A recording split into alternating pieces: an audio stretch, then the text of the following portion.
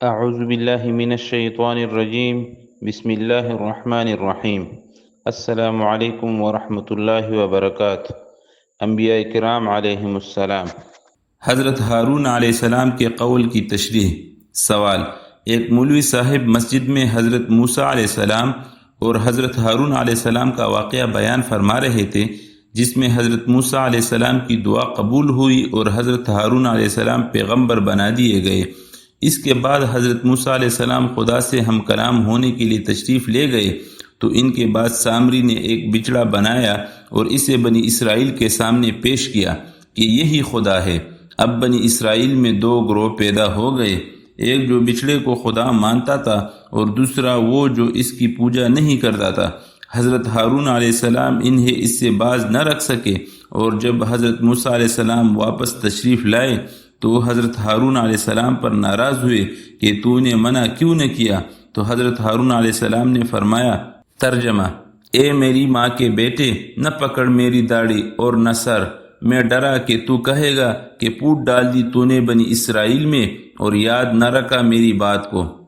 مولوی صاحب نے اس کے بعد لوگوں کو مخاطب کرتے ہوئے فرمایا: لوگو، دیکھا تم نے تفرقہ کتنی بری چیز ہے کہ یہ ایک پیغمبر نے وقتی طور پر شرک کو قبول کر لیا لیکن تفرقے کو قبول نہ کیا۔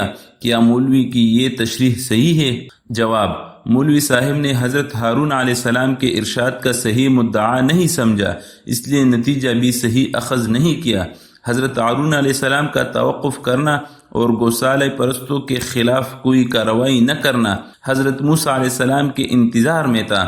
موسیٰ علیہ السلام کو ہی طور پر جاتے وقت ان کو نصیحت کر گئے تھے کہ قوم کو متفق اور متحد رکھنا اور کسی ایسی بات سے احتراز کرنا جو قوم میں تفرقے کا موجب ہو۔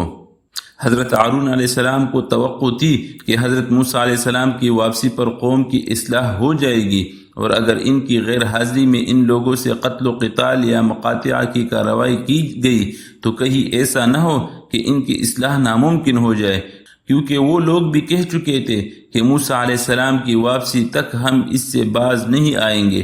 اس لیے حضرت ہارون علیہ السلام نے حضرت موسیٰ علیہ السلام کی واپسی تک ان لوگوں کے خلاف کوئی کارروائی کرنا مناسب نہ سمجھا، بلکہ صرف زبانی فہمائش پر اکتفا کیا۔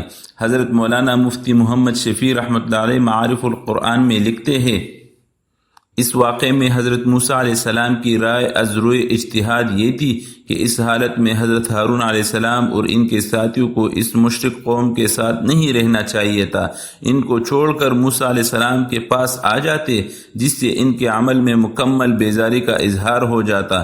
حضرت ہارون علیہ السلام کی رائے از روئے اجتہاد یہ تھی کہ اگر ایسا کیا گیا تو ہمیشہ کے لیے بنی اسرائیل کے ٹکڑے ہو جائیں گے اور تفرقہ قائم ہو جائے گا، اور چونکہ ان کی اصلاح کا یہ احتمال موجود تھا کہ حضرت موسیٰ علیہ السلام کی واپسی کے بعد ان کے اثر سے یہ سب پھر ایمان اور توحید کے طرف لوٹ آوے، اس لیے کچھ دنوں کے لیے ان کے ساتھ مساہلت اور مساکنت کو ان کی اصلاح کی توقع تک گوارا کیا جائے۔ دونوں کا مقصد اللہ تعالیٰ کے احکام کی تعمیل، ایمان و توحید پر لوگوں کو قائم کرنا تھا، مگر ایک نے مفارقت اور مقاطعہ کو اس کی تدبیر سمجھا، دوسرے نے اصلاح حال کی امید تک ان کے ساتھ مساہلت اور نرمی کے معاملے کو اس مقصد کے لیے نافع سمجھا۔ حضرت ابراہیم علیہ السلام نے ملائکہ کی مدد کی پیشکش کیوں ٹکرا دی؟ سوال: احادیث ہے کہ نمبر 1 جامع البیان فی تفسیر القرآن جلد 17 صفحہ 45، نمبر 2 تفسیر قرطبی جلد 11 صفحہ 203، نمبر 3 اور نمبر 4 روح المعانی جلد 9 صفحہ 68، نمبر 5 اسی طرح تفسیری مظہری اردو جلد 8 صفحہ 54 میں حضرت ابی بن کعب کی روایت بھی ہے، نمبر 6 البدایہ والنہایہ جلد 1 صفحہ 149، نمبر 7 تفسیری ابن کثیر جلد 4 صفحہ 373۔ ان مندرجبالہ روایات کے پیش نظر حضرت ابراہیم علیہ السلام کے واقعے کو اس انداز سے بیان کرنا کہ فرشتے اللہ تعالیٰ سے اجازت لے کر حاضر ہوئے اور ابراہیم علیہ السلام کو مدد کی پیشکش کی، لیکن ابراہیم علیہ السلام نے ان کی پیشکش کو قبول نہ کیا، درست ہے یا نہیں؟ جواب: یہ تو ظاہر ہے کہ ملائکہ علیہ السلام بغیر امر و اذن الہی دم نہیں مارتے، اس لیے سیدنا ابراہیم علی نبینا وعلیہ الصلاۃ والتسلیمات کو ان حضرات کی طرف سے مدد کی پیشکش بدون اذن الہی نہیں ہو سکتی، لیکن حضرت خلیل علی نبینا و علیہ الصلاۃ والتسلیمات اس وقت مقامی توحید میں تھے اور غیر اللہ سے نظر یکسر اٹھ گئی تھی، اس لیے تمام اسباب سے کہ من جملہ ان کی ایک دعا بھی ہے دستکش ہو گئے۔ کاملین میں یہ حالت ہمیشہ نہیں ہوا کرتی، گاہے باشد و گاہے نہ۔ کیا حضرت خضر علیہ السلام نبی تھے؟ سوال: حضرت موسیٰ علیہ السلام کے ہمراہ جو دوسرے آدمی شریکی سفر تھے وہ غالباً حضرت خضر علیہ السلام تھے۔ عام خیال یہی ہے حضرت خضر علیہ السلام کا پیغمبر ہونا قرآن سے ثابت نہیں۔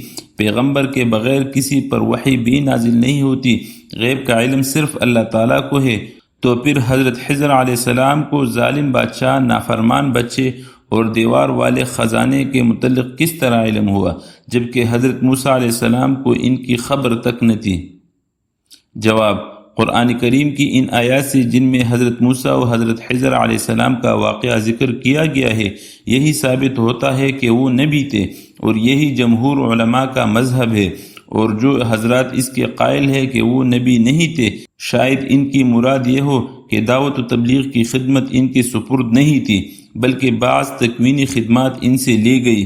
بہرحال حق تعالی شانہ سے براہ راست ان کو علم عطا کیا جانا قرآن کریم سے ثابت ہے، لہٰذا ان کو ظالم بادشاہ، نافرمان بچے اور دیوار والے خزانے کا علم ہو جانا بذریعہ وحی تھا، اور جو علم بذریعہ وحی حاصل ہو اسے علم غیب نہیں کہا جاتا۔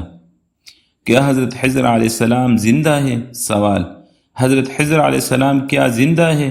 جواب: حضرت خضر علیہ السلام زندہ ہے یا نہیں، اس میں قدیم زمانے سے شدید اختلاف چلا آتا ہے، مگر چونکہ کوئی عقیدہ یا عمل اس بحث پر موقوف نہیں، اس لیے اس میں بحث کرنا غیر ضروری ہے۔ سوال: آج کل لوگ نئے طریقے سے مصافحہ کرتے ہیں اور کہتے ہیں کہ ہو سکتا ہے کہ کوئی شخص خضر ہو کیونکہ ان کے ہاتھ میں انگوٹھے کی ہڈی نہیں۔ سوال یہ ہے کہ کیا خضر علیہ السلام زندہ ہے؟ نیز اس نئے طریقے سے مصافحہ کرنا کیسا ہے؟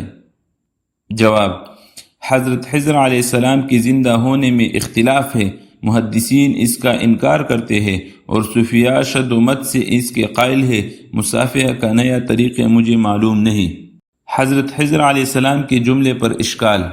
سوال: فَأَرَدْنَا أَن يُبَدِّلَهُمَا رَبُّهُمَا، حضرت خضر علیہ السلام نے بظاہر یہ شرکیہ جملہ بولا کہ اللہ تعالیٰ کے ارادے کے ساتھ اپنا ارادہ بھی شامل کر دیا، حالانکہ بظاہر فَأَرَادَ رَبُّكَ أَن يُبَدِّلَهُمَا زیادہ مناسب معلوم ہوتا ہے۔